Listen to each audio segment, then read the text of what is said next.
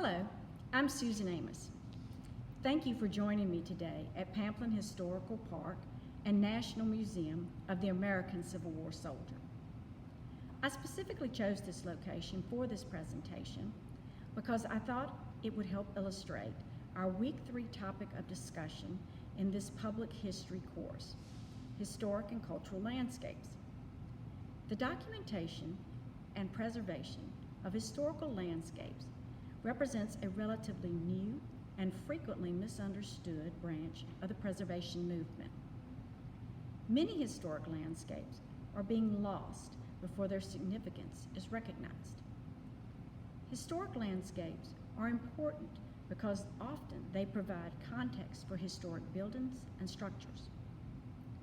But historic landscapes can also exist without historic buildings, or can consist of larger cultural landscapes that encompass dozens or even hundreds of structures and entire communities. Historic and cultural landscapes are part of the story of place, played out on the landscape.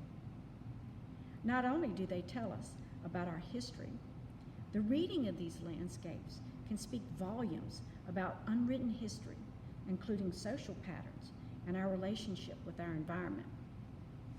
Through the recognition and preservation of historic landscapes, we can better understand culture, our own as well as others, gain a sense of continuity and context in time and place, and achieve a new appreciation for the land itself. But what exactly is a historic and cultural landscape? These terms are carefully defined in Preservation Brief Number 36 by the National Park Service, which is an affiliate of the United States Department of the Interior, and assist us with this subject.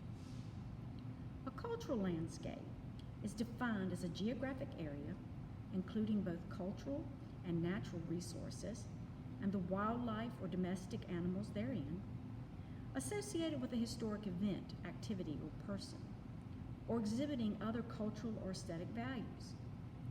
There are 4 general types of cultural landscapes, not mutually exclusive: historic sites, historic design landscapes, historic vernacular landscapes, and ethnographic landscapes.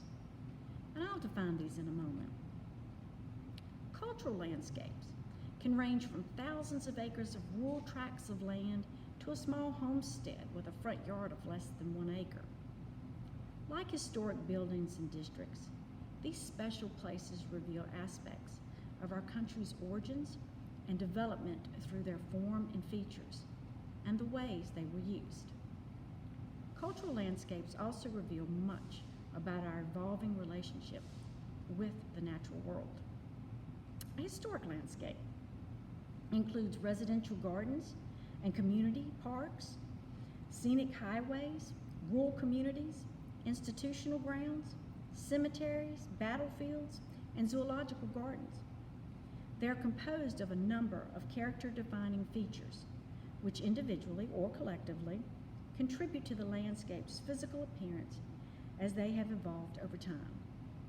In addition to vegetation and topography, historic landscapes may include water features such as ponds, streams, and fountains, circulation features such as roads, paths, steps, and walls, buildings and furnishings, including fences, benches, lights, and sculptural objects. Most historic properties have a cultural landscape component that is integral to the significance of the resource. Imagine a residential district without sidewalks, lawns and trees, or a plantation with buildings but no adjacent lands. A historic property consists of all of its cultural resources: landscapes, buildings, archaeological sites, and collections. In some cultural landscapes, there may be a total absence of buildings.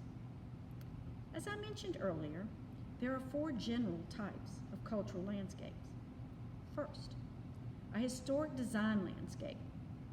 This is a landscape that was consciously designed or laid out by a landscape architect, a master gardener, architect, or horticulturalist, according to design principles, or an amateur gardener working in a recognized style or tradition. The landscape may be associated with a significant person, trend, or event in landscape architecture, or illustrate an important development in the theory and practice of landscape architecture. Aesthetic values play a significant role in design landscapes. Examples include parks, campuses, and estates. Second, a historic vernacular landscape. This is a landscape that evolved through use by the people whose activities or occupancy shaped that landscape. Through social or cultural attitudes of an individual, family, or community, the landscape reflects the physical, biological, and cultural character of those everyday lives. Function plays a significant role in vernacular landscapes. They can be a single property, such as a farm, or a collection of properties, such as a district of historic farms along a river valley. Examples include rural villages, industrial complexes, and agricultural landscapes. Third, a historic site. This is a landscape significant for association with a historic event, activity, or person. Examples include battlefields and president houses properties. Fourth, an ethnographic landscape. This is a landscape containing a variety of natural and cultural resources that associated people define as heritage resources. Examples are contemporary settlements, religious sacred sites, and massive geological structures. Small plant communities, animals, subsistence, and ceremonial grounds are often components. As previously stated, historic and cultural landscapes are part of the story of place, played out on the landscape. They are an atypical primary source used by scholars to construct historical discourse and to educate. Preservation is key. However, when preservation efforts are not implemented or simply unattainable, artificial landscapes can help us to convey the historic and cultural significance. An example would be this exhibit of an American Civil War soldier encampment. As you look over my shoulder, you can see a portion of the recreated landscape of soldiers huddled around a fire under a partially constructed lean-to. Embroiled in a bitter struggle to determine the life of the Union, these men were far from home.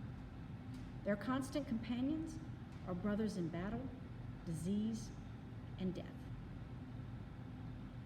This landscape cannot be lived today, but it can be recreated. It can be done out on a piece of land with reenactors and all of the articles to actually show you what life would have been like. But it has been done also inside of a museum, just like this museum. You can experience, in this case, the lay of the land, what type of shelter they would have lived in, their weaponry, their accoutrements, their uniforms. You can see how they interact with each other, what food they shared, what writing they would have shared, news and information that they would have shared with each other, and what life would have been like. Difficult and sparse, but at the same time that they build a common bond with other soldiers that they are with.